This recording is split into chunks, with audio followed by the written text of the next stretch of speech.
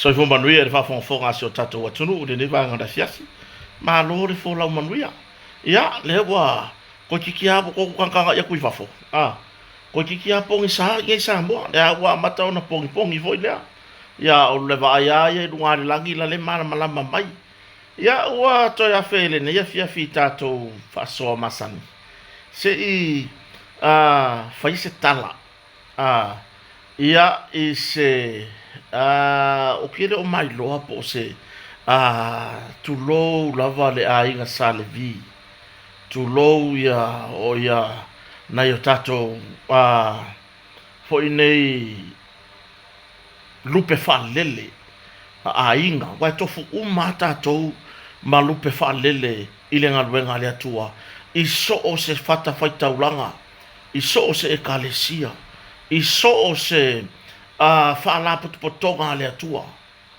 ai o tele o mai loa ile uso po le atali ile fa sino tonu i se famtalanga po o le so na vala awina o yai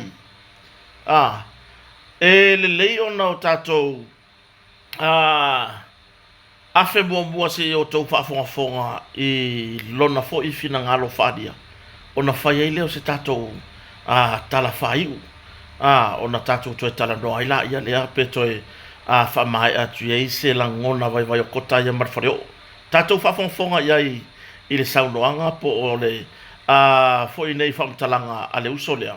Ona tatou toi tala noa ila ia. O ko kama, mai, o uso mongi a oko. O mis fo ia ka ba fin. Wa uso mongi a kako. E uso kako. Ia uso avia kengi. Ia uso avia kengi ri o uso. O uso. A kako fika. O que vai com maloso, maloso le usa. Alo fa malos.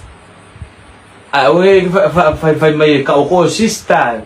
Ya sistan. Sista que lo leia e lo cooking que ele o se sista. Que lo leia lo cooking ele o se kingi o kama. Me foi nga ko nga fai lauti. O me foi nga ko fai o lauti.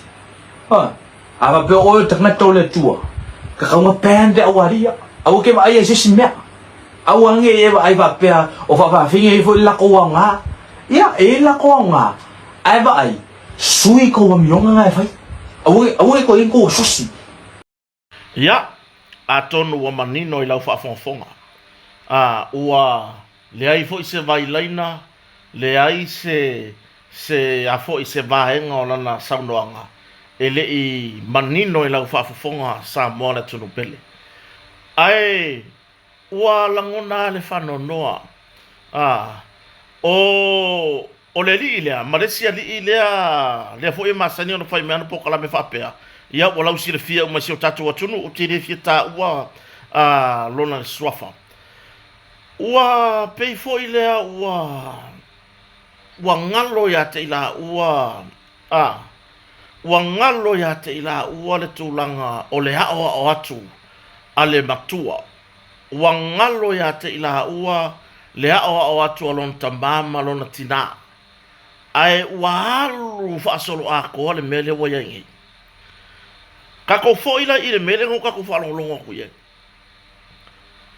na malia le momolinga o le fe au mai pe ya na o fa maru lo la inga sale vila na ye lo tartonunga ele fa masino ina nai fa fia nga foi ya ta tau istangata o le fe au tau moli au na le atua. E peye e fa avae mai o lato fina ngalo e ave fa fautuanga pe ai se tu maseanga a se tangata soifua ua lape I la lato mai tau. O na mo moli la ia I se fe au fa lawa tele e mo moli fa fautuanga. A le anga ile o ke masalo le siuso. Ele o mawhai o na mai o I o le mai. Po le alo na fina ngalo tu lou le asosia whawhawhine. Ai I lau whalongolongo. Ele o le lei le a wala o lo mo mori ai. O tele o whaitio ina la fe au. a fai o lona finangalo lea e te i lea fo i tua inga tangata whatulouli i nei whawhawhine po mala ona o le totele o nisio i la touyo ta ua whawhawhine. Bua ngāru rue le lei, maua ngāru enga le lei o lo tausi o lato ainga, tausi o lato matua.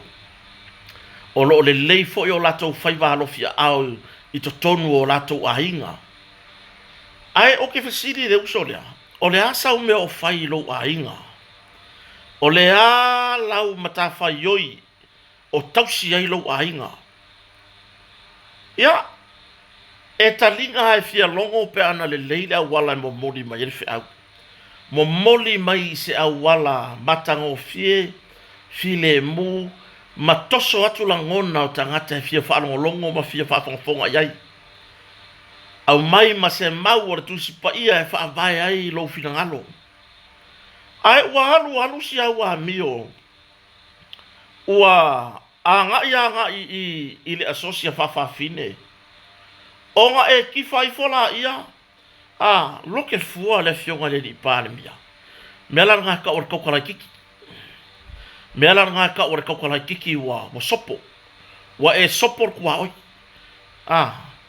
Wa e sopo kua oi. Wa e sopo re vahalea. Wa makua e kaukalai kiki ya. Afo i leo ke whai aku anga whaapea mo mori se au wala matango fie. Mo le tamai titi ha o ina lelei. A fia mo mori se fe au. E iai le au wala e mo mori ai. Ale ai. E te wha moe moe le nganga pa ia o le atua. E au maia le musu musunga i lo loto. O ngā wha leo la ia lea. E talinga e fia longo. Taitai o le malo. Pe ana whaapea o e mo moria i sia nganga. Matango fie. Mai fia a wai mai foi. Talinga o taitai tulou. I le mau e te mori mori atua. E avaku i se kulanga e maanga i ar whalongo. O le mea le ngai kango ngi mo mori malau si kairi le nga mako whalongo ngi. Wa e kakwala kiki. E oe. Wa sao le mimika i lo fai ai. Wa sao le kilo mai le va inga fo ile le au wo. Mar ko inga kupulanga kala vo lea. I lo mafau fau. Wa sao sa vili ko kongo lo fai ai. Onga e le mafau fau rola ia. Malau sau noanga. Malau fato nunga. Ua fai de taitai o le malo. E oe.